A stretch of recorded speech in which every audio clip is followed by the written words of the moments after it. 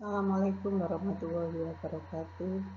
Pada pertemuan kali ini kita akan mempelajari tentang kekongruenan atau kongruensi pada segitiga. Pada pelajaran yang kemarin kita telah mempelajari tentang kekongruenan pada bangun datar. Dua benda dikatakan kongruen jika mempunyai bentuk dan ukuran yang sama. Sedangkan pada bangun segi banyak seperti segi 4, segi 5, dan sebagainya, dua bangun dikatakan kongruen jika sisi-sisi yang sesuai sama panjang dan sudut-sudut yang bersesuaian sama besar.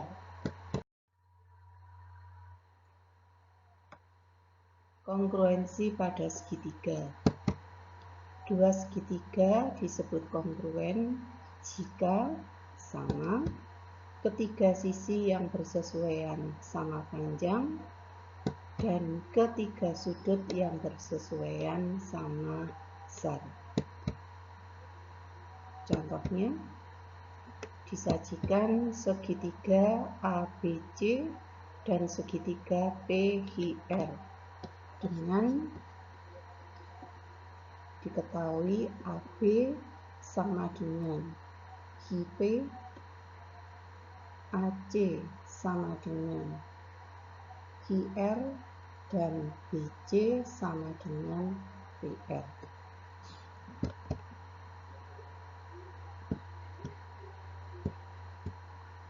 Maka jika kita perhatikan besar sudut BAC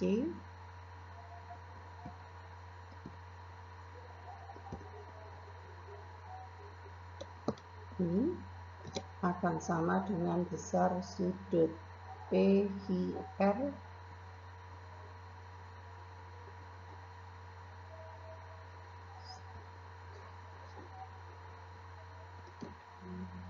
ini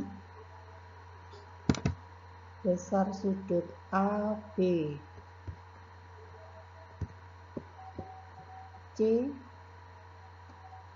ini sama dengan besar sudut QPR dan besar sudut ACB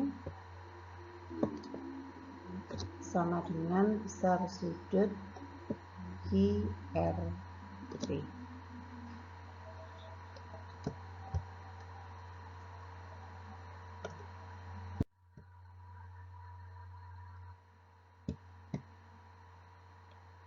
Pada segitiga, tidak harus sisi-sisi yang sesuai sama panjang dan sudut-sudut yang sesuai sama besar, melainkan jika diketahui sisi-sisi, maka sudut-sudut yang bersesuaian besarnya sama.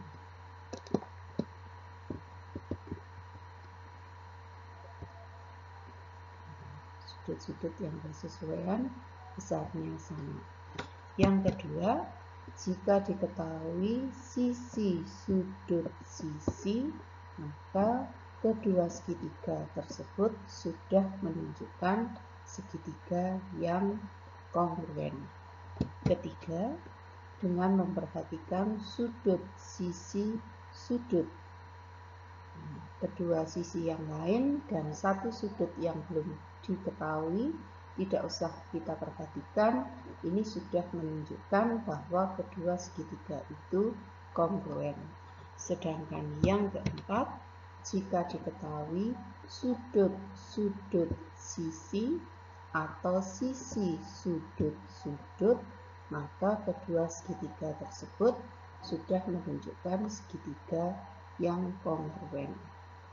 Berikutnya, untuk menguji kongruensi dua segitiga, maka nanti kamu kerjakan LK yang saya bagikan Yang pertama, untuk menguji kekongruensian dua segitiga adalah dengan memperhatikan sisi atau ditulis seperti ini.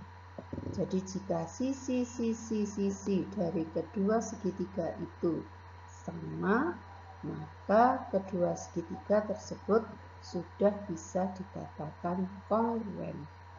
Yang kedua, sisi sudut sisi yang bisa dituliskan seperti ini.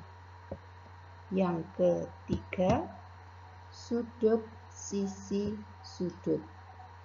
Sudah menunjukkan bahwa kedua segitiga tersebut kongruen. Yang keempat, dengan memperhatikan sisi sudut-sudut yang bisa ditulis seperti ini, atau sudut-sudut sisi. Ini untuk sembarang segitiga. Sedangkan khusus untuk segitiga siku-siku, jika diketahui sisi miring dan satu sisi siku yang bersesuaian sama panjang, maka kedua segitiga tersebut menunjukkan segitiga siku-siku yang kongruen. Selanjutnya, perhatikan contoh berikut.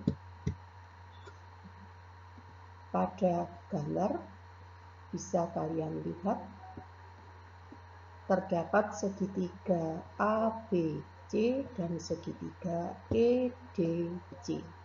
Kita mau membuktikan bahwa kedua segitiga tersebut kongruen.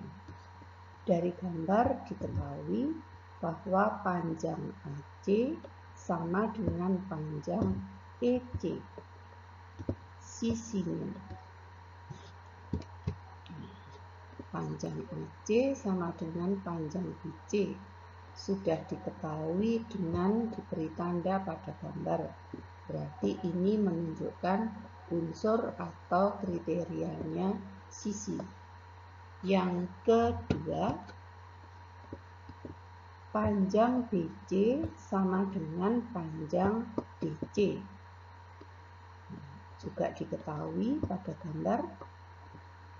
Berarti sisi lagi.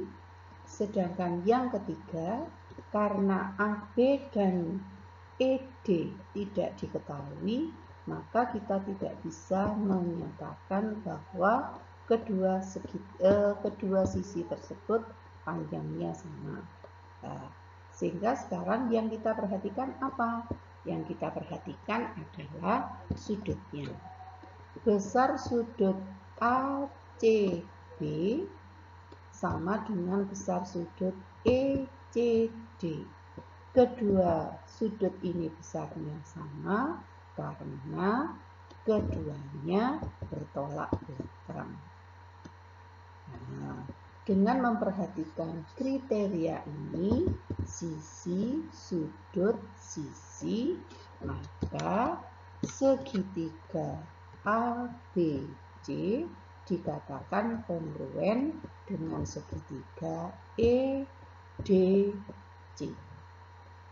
Dengan kriteria sisi, sudut, sisi.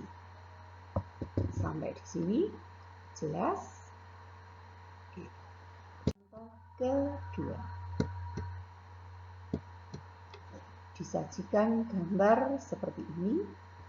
Disuruh membuktikan segitiga MNO kongruen dengan segitiga LKO. Maka kita perhatikan yang pertama, besar sudut NOM sama dengan besar sudut KOL. Kenapa kedua sudut ini sama? Keduanya bertolak belakang. Yang kedua, panjang NO sama dengan panjang KO, karena di situ diberi tanda, berarti sudah diketahui. Dan yang ketiga, kalau kita melihat sisi yang lain tidak bisa, maka kita perhatikan MN diberi tanda panah, KL juga diberi tanda panah. Artinya garis MN sejajar dengan garis KL. Karena garis MN dan KL sejajar, maka besar sudut ONM ini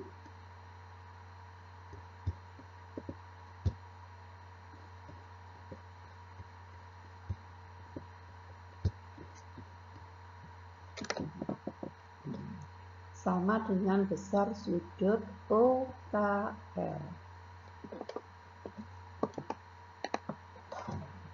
Itu.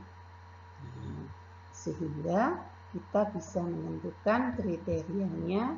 Tadi ada sudut, ini sudut yang sama, kemudian sisi dan sudut, sehingga segitiga MNO